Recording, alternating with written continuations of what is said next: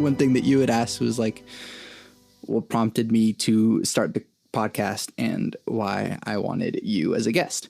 So like this thing is just an extension of what I have been doing, I guess, like all my life, in that whenever people hang out with me in some capacity that involves just like sitting down and talking, it involves sitting down and talking for an extended period of time about really deep shit. And so in 2016, I decided to, like, I was going to school for music production. And so I already had like the music or the audio recording foundation there to begin with. And so I was like, well, I'll just keep having deep conversations with people, but now record them and put them out. And so that's the real reason for the podcast. It's sort of become like a way for me to accelerate the friendship process or get to talk to people who I find interesting and have an excuse to talk to them. And it's a way of me bypassing my introversion. And so totally.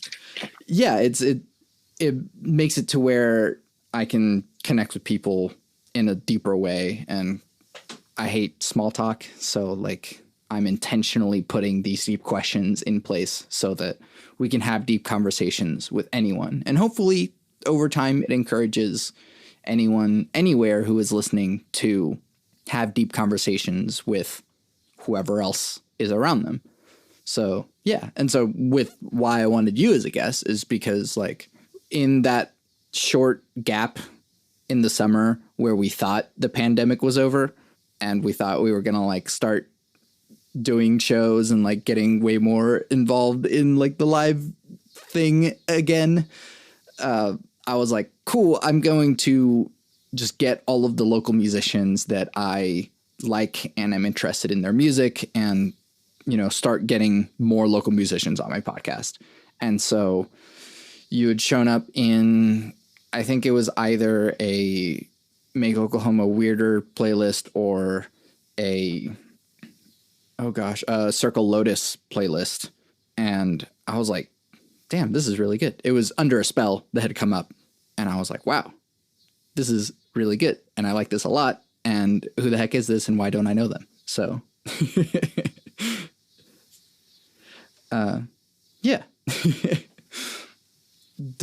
I guess one of the bigger things that stuck out to me about Under a Spell and really the rest of your music, and I feel like this is just a difficult thing to like discover or explain, but like there are some local artists that sound like quote unquote real bands or real musicians. And it's like, you know, you could tell the difference whenever someone sounds like, oh yeah, this is like a local band versus, whoa, this sounds like something people would listen to. And that's what I felt whenever I heard Under a Spell, is that like, oh shit, this is real, like a real artist. Thanks, yeah. I would also like to think that it's real. But like, you know what I mean? Like, how do you reach that point? I mean, I think that you're just talking about really good mixing, and you're talking about Chad Copeland, and my guy that like co-produces and mixes all my stuff, because he's a very like, yeah, he's like been doing it for years and has a very like high dollar studio and is a, you know, real shit producer. He's definitely like it's not like DIY or whatever. Like, I mean, I think that's just the difference. Like you're talking about like work that comes out of a professional studio versus like home recordings. And there's just like, I think you can like, I don't know, maybe not, maybe like some of it's also just like having like bothering to pay to have things mastered. That makes a huge difference. I think a lot of like local bands probably don't maybe don't bother to do that. But I mean, at this point, I feel like they do. At this point, I think most of the local bands that I'm aware of, which I'm not like super knowledgeable of all the local bands these days, because there's like way more than I ever like realized. But they are like sounding, yeah, pretty real. Yeah. So yeah. Yeah. But at the same time, it's like, there's also like as much credit as you want to give to like everyone else. And this is sort of I feel this all the time as well with my music, is that like, oh, well, that's what you're hearing and what you enjoy is like a factor that I did not put into it because I'm incapable of receiving compliments of my own music. At least that's how I am. And so like but the truth of the matter is that like whenever something is mixed well, is that you're really just better presenting the content that is there. And so yeah, that's very true. the songs themselves are good. And so when you make them sound good, it makes the real song already sound even more real. Yeah, totally. I get what you mean. I mean, I don't know though, I think some of it is like, I don't know, man. It's like I hear the songs and they just make them sound that way.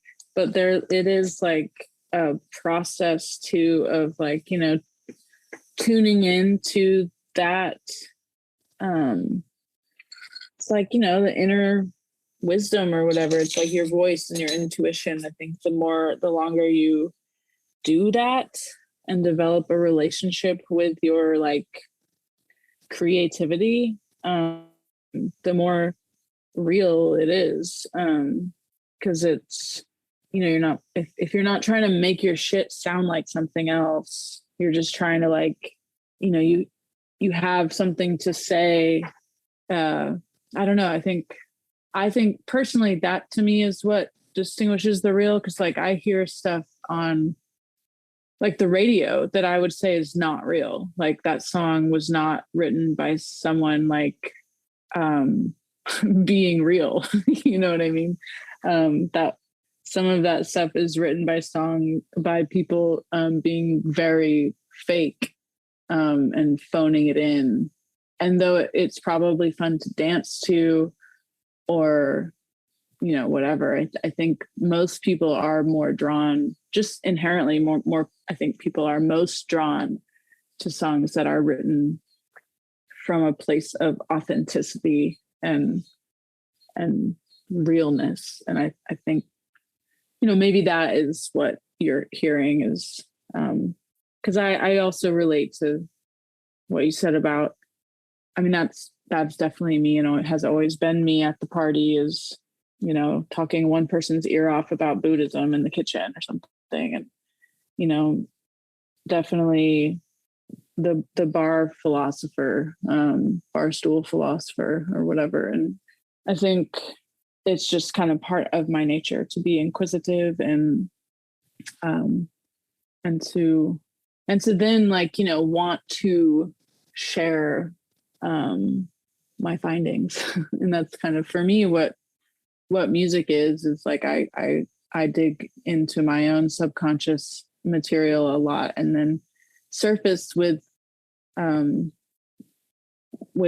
something I think is quite relatable, which is just the human experience, and like I express it in words and use music to emote the feelings to go along with the experience. I don't think everyone's making music that way though. Yeah, definitely. It actually, I've, maybe in the past like 3 or 4 years or something, I sort of saw that development happen in me, in that the stuff that I was trying to make I went from, I want this to sound real to just making something. And it's like, whenever you reach the point of like, oh, I made a song and it sounds like a real song. It's like, was I trying to make a real song? Was I trying to sound like something? And so I think for a long time I was writing songs that I wanted to be taken seriously as real songs. And so it's this weird kind of like, you know, looking at itself, trying to be like treated as legitimate, even though I guess by that intent, it's not.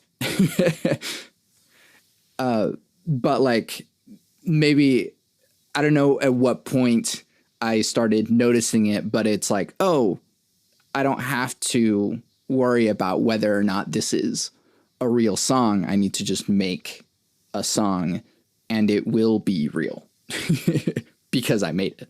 Yeah, I mean, totally. It's like, and also it's like, to who, you know, like, to who is this gonna be real for? Like, I don't know, maybe, and I think different people, you know, the whole Enneagram, or like, I think the Enneagram is something that exposed me to the concept of like different people also totally make art for different reasons. And it's like 100% okay if like you're making art for an audience, like that's not a sin or anything, you know, like I don't think that like the way I do it in this super like emotional, whatever, introspective way is like, I mean, it's honestly probably held me up from freaking getting a lot of shit done. But like, I don't think that's like any higher or better than anything else. But I think that maybe is like some of what you're talking about is just like, yeah, like if you just write something that's real to you, it is, that will be felt. And you just have to like trust that that will be felt, you know, and it might not be felt by everyone. Like some people might not be on that level with you. Like some people might not get it, but like you can't expect. And if you want everyone to get it, your shit's probably not going to be real to you, but it might be real to like other people. You know what I mean? Yeah. That's actually something that I talk about a lot, or like think about a lot as well, is that the skew between like wanting to be understood and I guess like effectively making something that people understand, which are like two different things. And that like, I don't know if there's a skill in music, right? That what we're doing in making it is we're communicating something to the listener. And I was actually talking to my brother about this, but like there's the part that we put in, which is just like all of the recording, all of the melody and chords and harmony and everything that we put into it that has a skill, but also the creativity in just putting words together and deciding what melodies to use.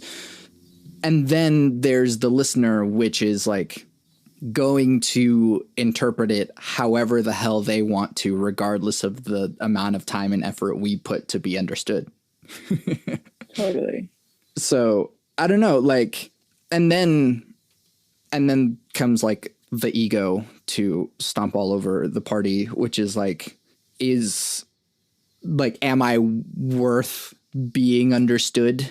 And if someone is not understanding what I'm doing, is it my fault as a communicator or as a unskilled musician, or is it them that just can't understand the message?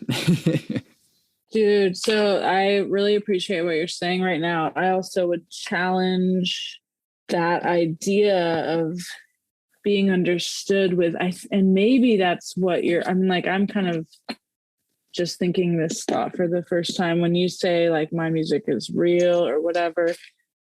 And what if it's just the moment you stop needing to be understood and you simply sing, write, whatever about what you understand as you understand it, how you understand it to be. And that is what makes it real.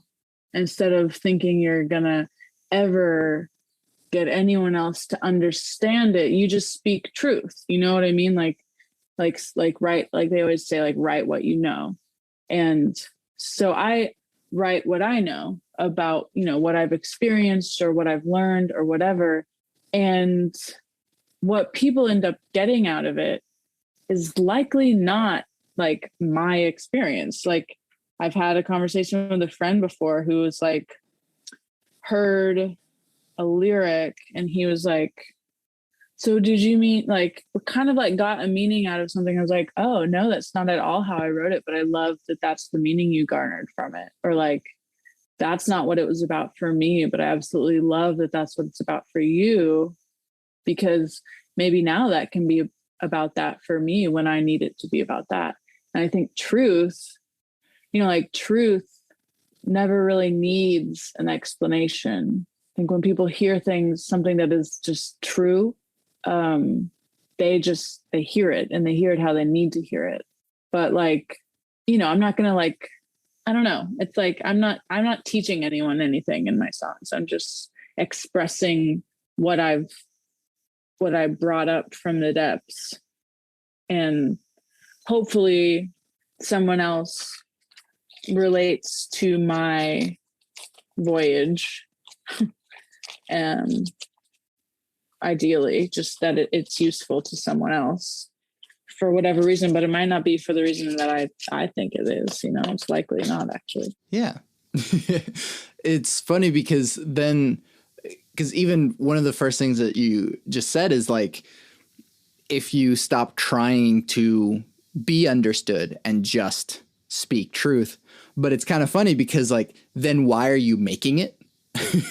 Like, why are you putting your truth out there if you don't want it to be understood?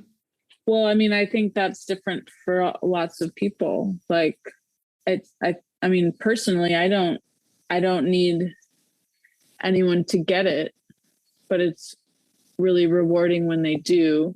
But if I needed people to get it, it would be frustrating all the time when they don't. And instead they get something else, and that's even better. It's like, I don't know. For me, it's because, for me, I don't have to, but I choose to because I can. And I've experienced people saying like they've benefited from my bothering to do that. So I continue to do it, and because it's really gratifying to connect with people. So like, yeah, I don't know. It's an interesting blend of like not trying to be understood, but inherently feeling understood, whether or not you are, because you're speaking the truth. You're speaking your truth. Yeah. Well, it's funny because like, yeah, even as I was asking the question, and even more so as you answered it, it is like, it's not even so much that you, or that I want to be necessarily like understood 100%, because like, while that would be nice, it's also just nice that someone is getting anything from what I'm putting out.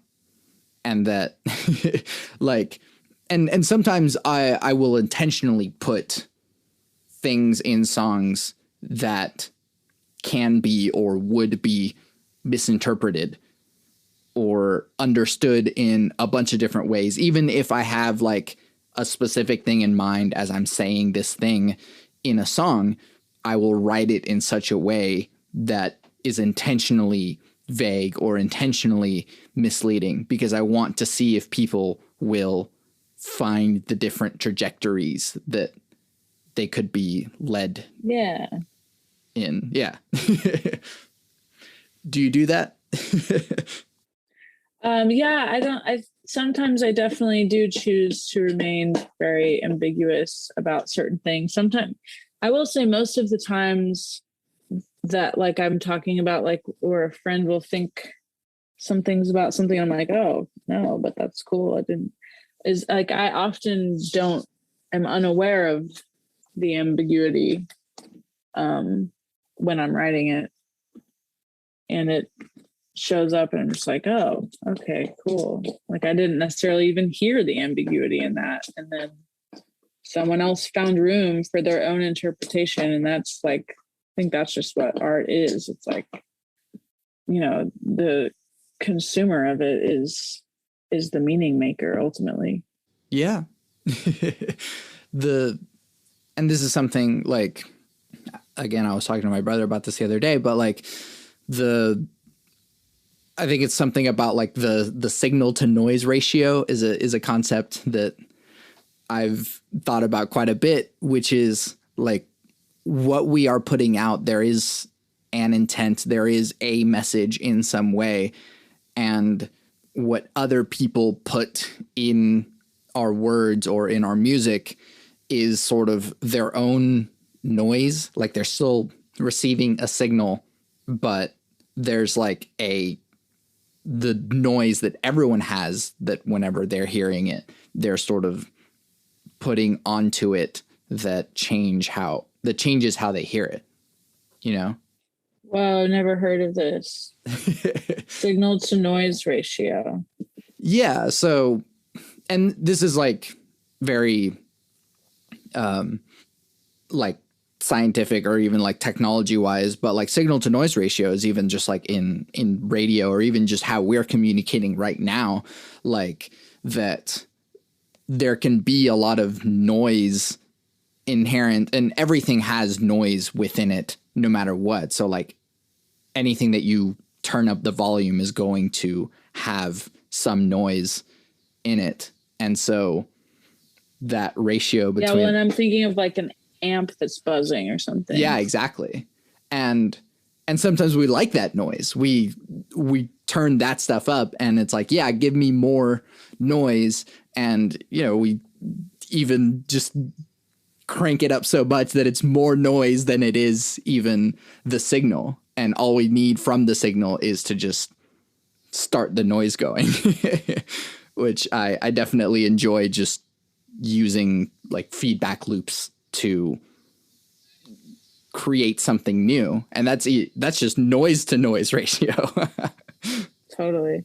Awesome. But like it still applies in how we're communicating. And actually this idea came up in a conversation about like psychedelics, or even what you were talking about in the last podcast about like becoming closer to the all, and that we are constantly searching for, like you said, but everyone is kind of receiving a different message.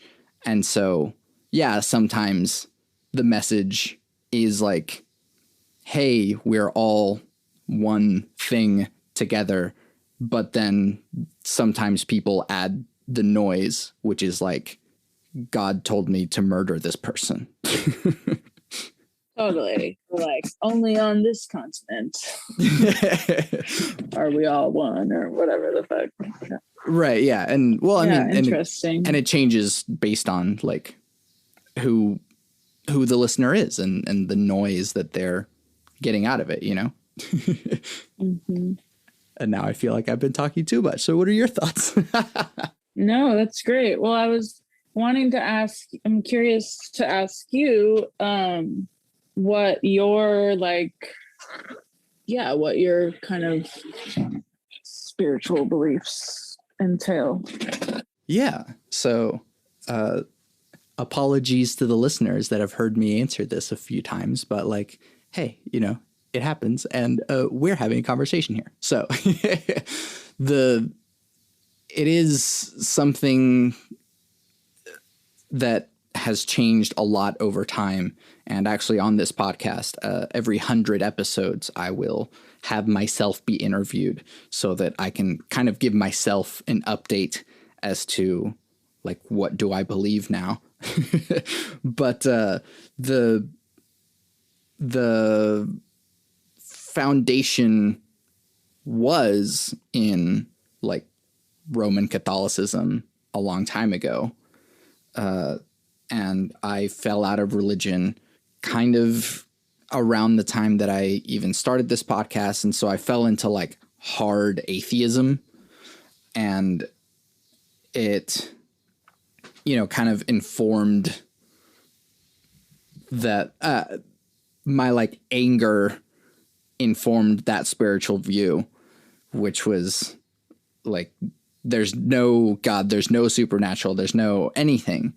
And so over time, like that pendulum has kind of swung back into like, I don't really know. I don't think there's a God, is as far as like, you know, which is why it's important to kind of define our own definition of God. And so if we go like beard man in the sky, probably not, most likely not. But the thing that any sort of anything that connects us to each other into the everything that is around us and that we are feeling all the time, and that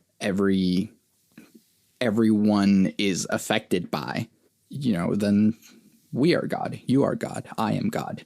But yeah, I mean, I'm still kind of grounded in like a lot of science, but there's lots of stuff that I don't know and lots of stuff that I don't claim to know. But, you know, there's still that like angry atheist in the back of my mind that's like, that's dumb, or that's not real. But I also have to concede whenever I really don't know, and that science doesn't have the answer either. And that's okay. We don't have to have all the answers. We're not going to get all the answers, and that's cool too. Cool. Me trying to transition to more of a conversation, but like, I guess, how has that signal from the all sort of changed in how you have changed over time? In that, like, again, kind of the way that I would have received the message when I was Catholic was way different than when I'm receiving it now, you know? So I guess, how do you connect? Like, how do I talk to my God? Yeah, yeah. Yeah, well, yeah, for sure. It's definitely changed. And you know, I was raised in a Christian frame as well, and I actually went to Catholic high school. But you know, my communication, like I would call myself agnostic in the truest sense of simply not knowing. You know, I don't know if this is a deity I'm dealing with. I don't know if this is simply like electricity type shit. But my communications with it, I think for me, that's where like tarot comes into play. Tarot and add to that, like, just kind of synchronicity and like, you know, I believe in the power of words, vibrations, spells, prayers, call it whatever you want. But that is how I relate to it now, is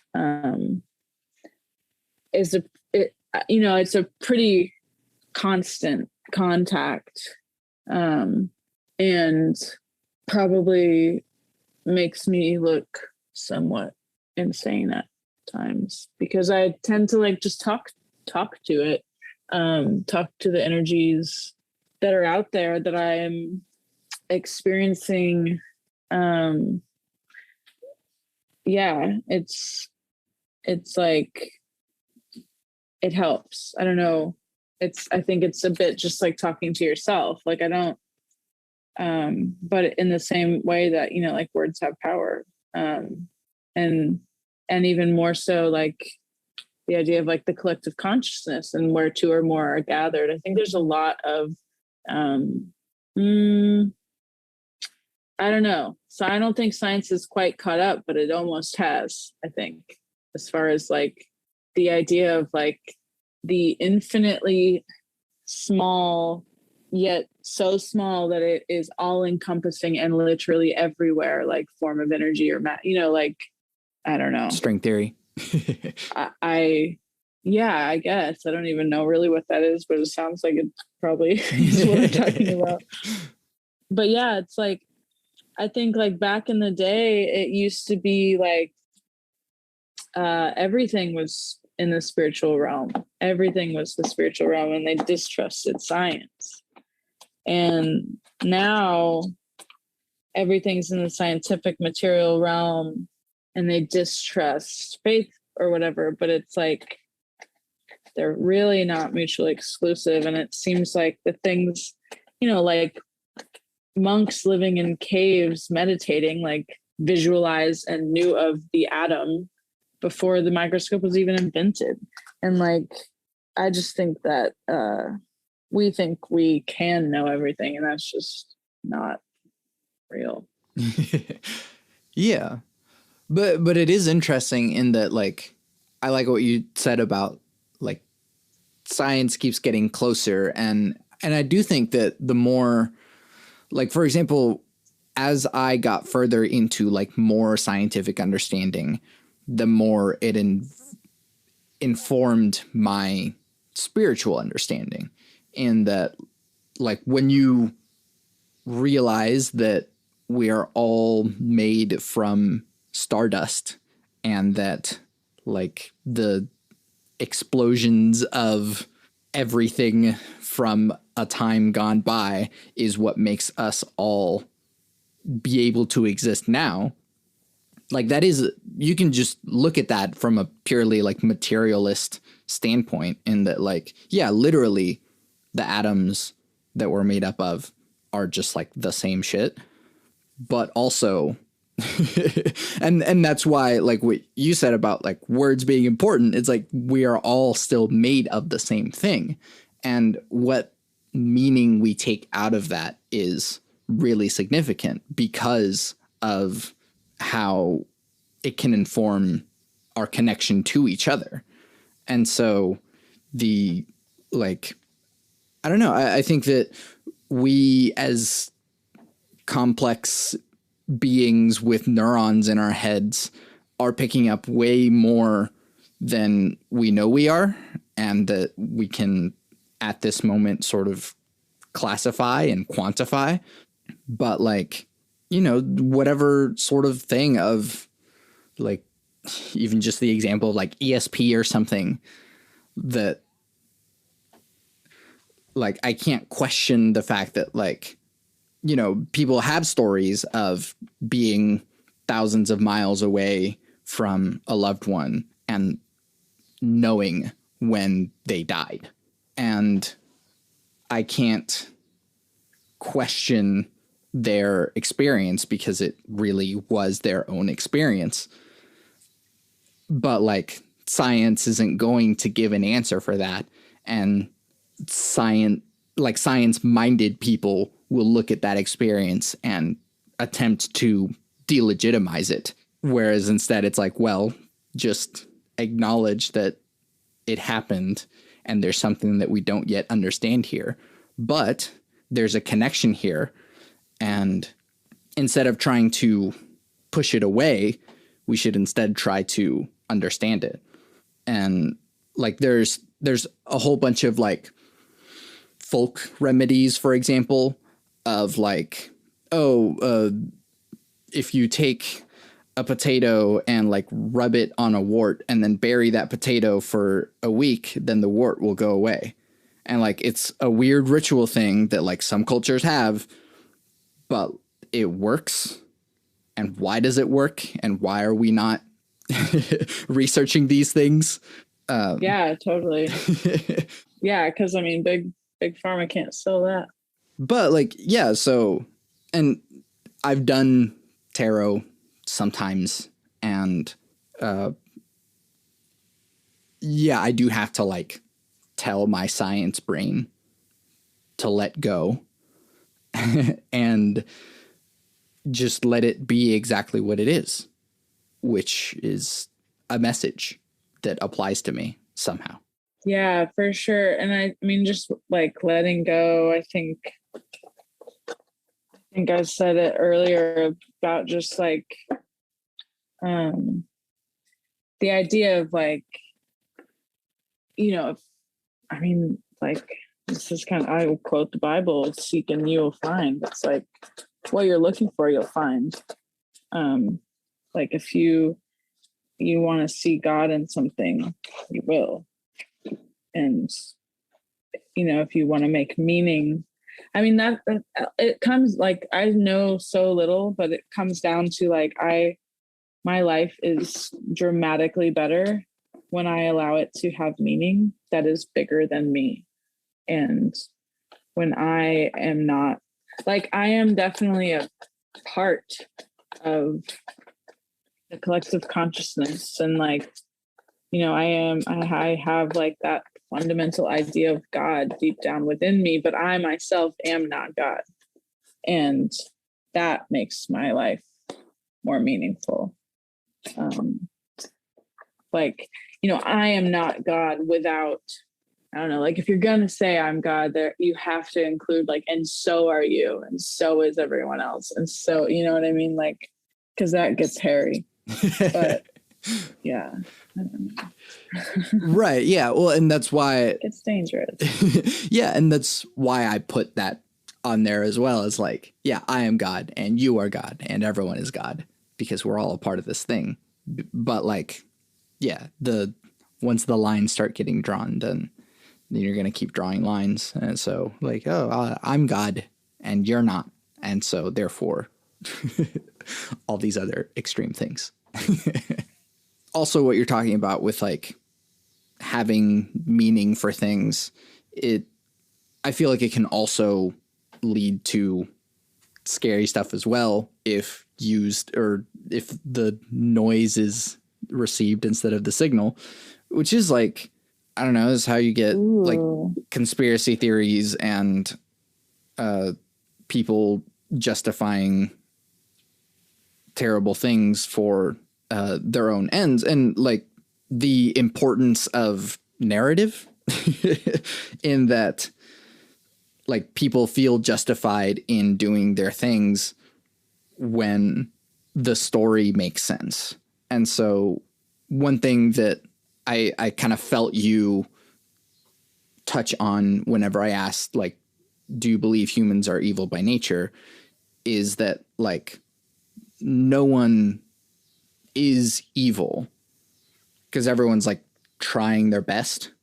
But like if the story that you tell yourself is that this other person is bad and I am good, then, like all of the bad things that we have committed have been in some ways justified by our intention to like thwart the evil or something. Right. Yeah. Do you see a way through that? Like, how do we, I guess, and that is kind of a purpose for like the how do we reduce the division question as well. But like, I guess, how did you get to the point to where you can't see the binary of evil or good? Ooh. Well, I mean, for me personally, a lot of a lot of like freaking self-analysis. Like I have like dealt with drug and alcohol addiction and have done a lot of work that kind of put me in a place to acknowledge my own darkness. And I think, well, I know for me, that was like, that was like the thing, like, when I realized like, I don't know, like taking responsibility for my own darkness, I guess. It's like, I think in the new age world, they call it like shadow work. And it's like looking at your own shadow, looking at why you do the fucked up shit you do.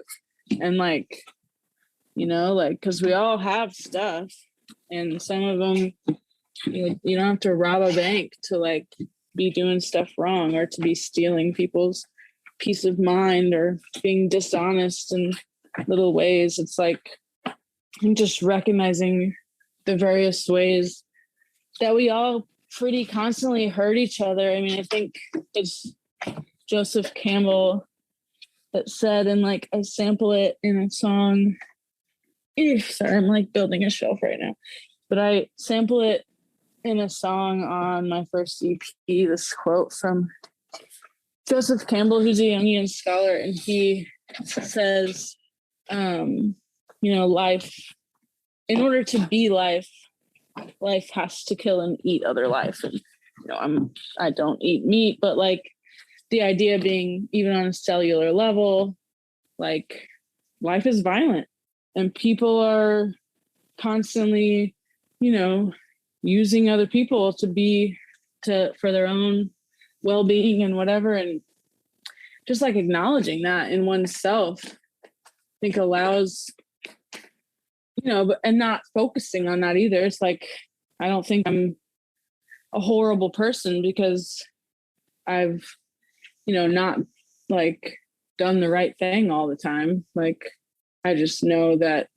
I've made mistakes just like the next person.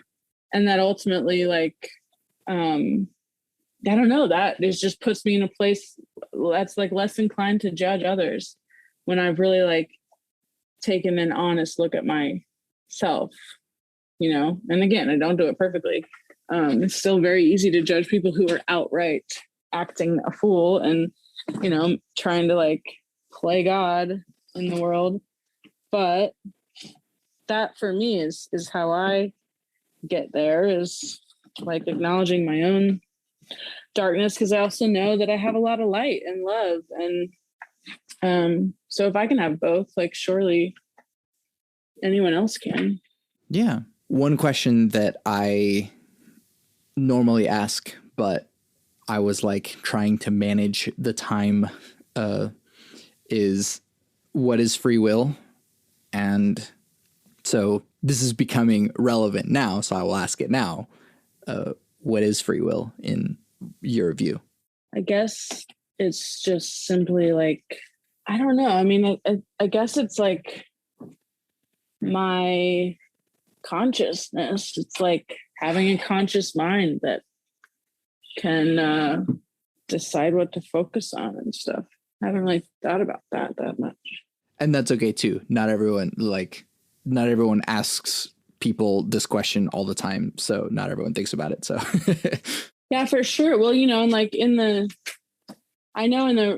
just having gone to Catholic high school and stuff, it's like, immediately you think about fate versus free will, I guess, or like sin, the idea of choosing to sin or something.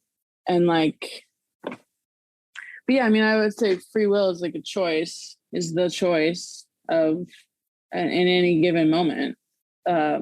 It's like the choices that I have and which choice I'm going to make. But it's interesting because, I guess I think about it as like what human beings have on the ego. Like it's what the conscious mind adds to the ego. Cause like the ego like drives me to survive and succeed and like excel, to eat, to consume, to like live, survive. And then like my conscious mind is what keeps me from like, like maybe the ego is what makes me want to, I'm just gonna say like, make money. But then free will and my conscious mind, free will, like I would say free will used, I don't mean this right or wrong, but like free will used rightly, like as in like to check the ego, is what keeps me from like being a slave to money and just, make like selling my body for money or selling my family for money or, or just like selling all of my time and basically selling my family because I never see them because all I want to do is work and like only make money. And that's all I care about. Like my conscious mind and my free will gives me the choice over that. Also gives me the choice to give in to that. But it also is what gives me the choice to not, or to like eat yourself into oblivion or drink yourself into oblivion or any of those things. So an interesting thing that, I don't know, I feel like you reached the, like, there is no pure evil or pure good in people. Like, I feel like you reached that conclusion in a different pathway, because the way that I found it is like through, like, I don't believe in free will, and we are the result of our genes and our environment. And so it has allowed me this extreme form of empathy, which is like, this person, like, everything in their life has come to this moment or these moments, and it's not their fault that they're being hateful right now. It's not their fault that they're having road rage right now, because, like, yeah, it's understandable. I'm another human being as well, and I can see how you would get to that point, even just from, like, oh, I'm late to work and I'm mad, or, like, I was raised in a household that, like, thinks brown people are inferior or something, like, so. And, like, for myself, like, I can't blame someone for their environment, because they didn't do that either. They didn't choose to, like, be raised that way either. And so while I'm not excusing it either, but it's like, I think that with enough conversation or enough exposure or something, we're all human beings, and we can all be sort of talked into or out of a position because we got there somehow as well. And so, like, everyone's just trying their best. And yeah, like, the stories that we tell ourselves are kind of what informs that. And the lies that we tell ourselves are what allows us to stretch the boundaries of what we ourselves find to be moral. That was a hell of a sentence. So, like, I just, like, realized the words that just came out of my mouth, but yeah. Yeah, it's interesting. I definitely, like, believe that, like, with no effort or energy on the individual's part, they are, like, a product of their environment and such things. But I guess that is where I think that, like, we are ultimately a product of our choices and how we react to that environment. Yeah. And that's where, like, mindfulness is really important so that we can understand how we are reacting instead of just reacting. Yeah, totally. Acknowledging the emotions that are arising in oneself. And I think that was also another epiphany, actually, was meditation, that kind of allowed me to let go of the idea of free will, is because like, I could see ideas arising out of my control. Like, when you meditate, you don't choose to have something appear in your consciousness. It just happens, and you choose to try and, like, refocus on your breath, if that's the kind of meditation that you're doing. I was going to say, aren't you choosing to meditate? But did you choose to have the concept of meditation come to you in the first place? Like, what meditation is? Right, but, like, even just what you're feeling in the moment of, like, even having a desire to meditate in that moment. Because there's definitely times when attempting to meditate that it's like, I can't right now. And so that's the, you know, you're trying to find the looker or the thinker of the thoughts, right? And so it's a weird thing, because, yeah, like, it's almost paradoxical, because are you really choosing? And I think that yeah, like the more science discovers about the mind and just how neurons fire as a result of things, it is sort of like, did you really choose to react a certain way? Or, yeah, like, are the emotions that we feel in any way different from the hunger that we also feel? Yeah, that's interesting to think about. But like, I don't know. And so Yeah, I like the thought process though. Well, and I mean, like, what is the definition of like free will that you're using to say there is none?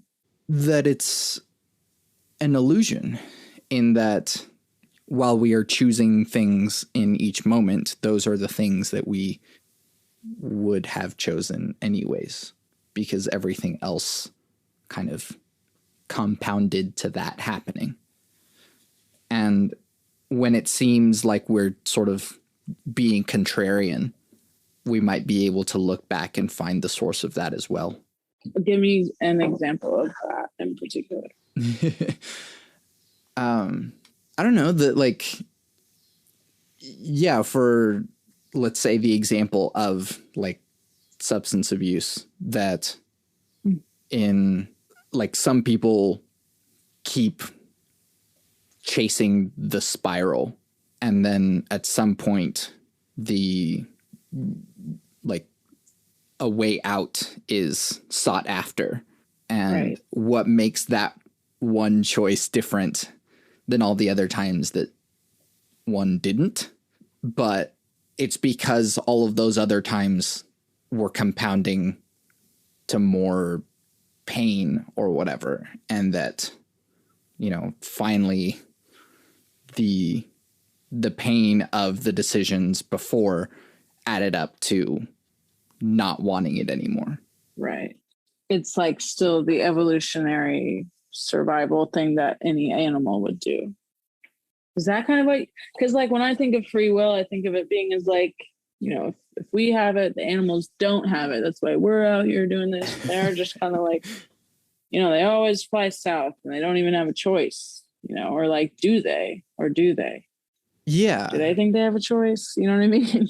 Because that, I mean, what you're saying right there totally makes sense. Right. Like, it's the same hubris to think that, like, oh, that's what separates us from animals, is that, like, we have the freedom to choose. But, like, you really think we're not animals? No, for sure. I mean, I do think that's why I think it's interesting I hadn't really thought about free will the way you're talking about it. And I am appreciating the discussion because I also totally, just in my own experience with addiction and recovery,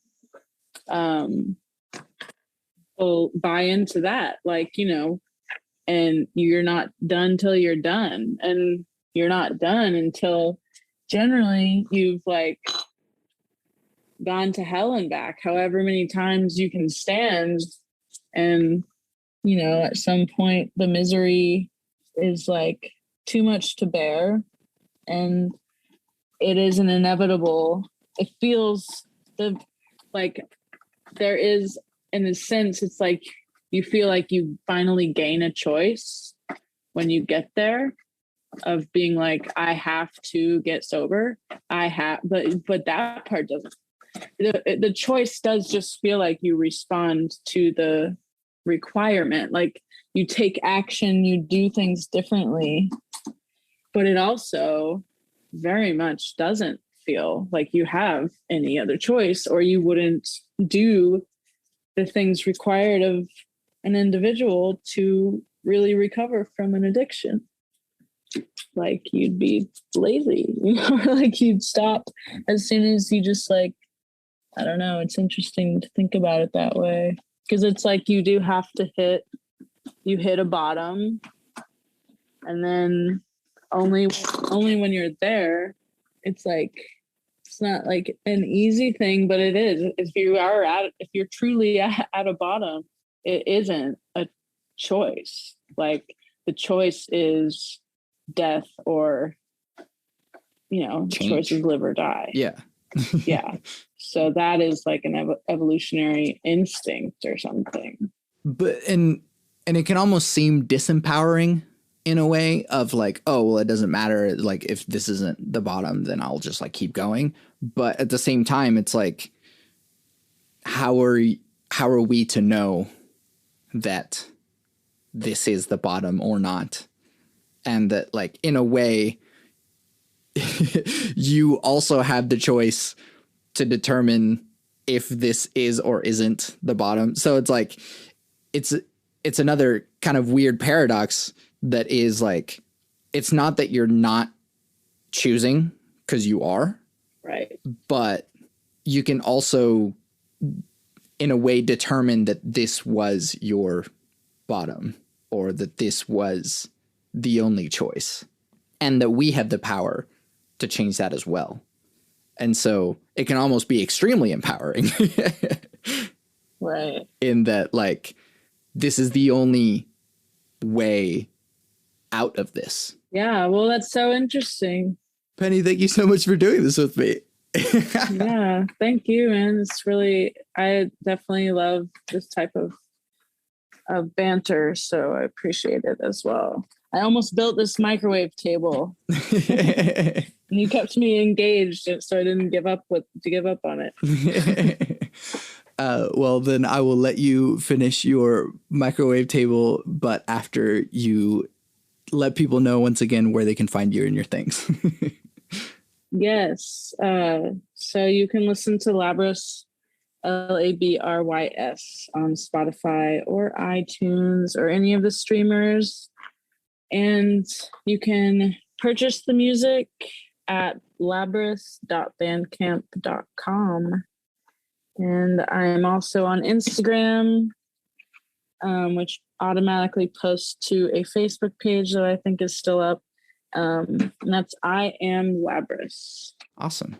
Well, once again, thank you so much. I'm a fan of your music, and I look forward to hearing everything that you do in the future. So I'm glad we connected. And so, yeah, I'm Santiago Ramones, and you are? Penny Pitchlynn. Thank you so much. Thank you. And now here's Under a Spell by LABRYS.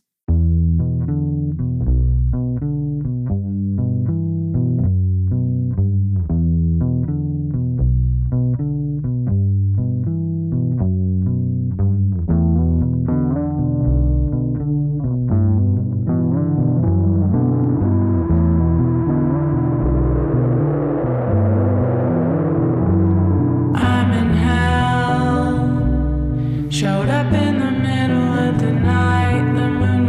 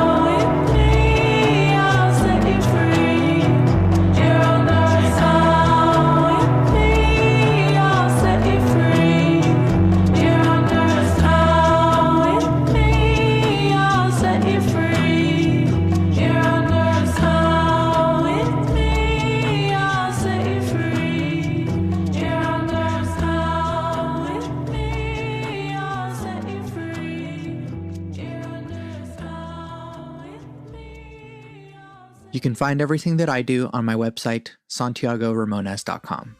I make music and produce audio. I have an EP, a short album, that is streaming everywhere right now. It's called Soundbites. The music you're hearing right now is from Soundbites. Listen to it on Spotify, Apple Music, and anywhere else you stream music, or buy it on Bandcamp, because a single purchase is the monetary equivalent of streaming it all day, every day, for a year. I'm also working on another album, so if you'd like to hear that at some point, you can buy my music, or you can support me on Patreon. That's patreon.com/Santiago Ramones. Follow me on Instagram to stay up to date with all the stuff that I'm doing, both at bit.depth and at Santiago Ramones Music. There's also a Discord server in which we discuss deep topics from the podcast, but it's also a community of beautiful human beings. Go to santiagoramones.com/Discord to join. If you like the podcast, leave comments on social media, leave reviews by saying how much you like the podcast, and tell your friends about it. I really couldn't be doing this without you, and I am so very grateful to continue doing Bit Depth for this long. Thank you so much for listening to and supporting Bit Depth. I always end the podcast with my 3 things. They shape my life philosophy. Love never fails. It's going to be okay. I might be wrong.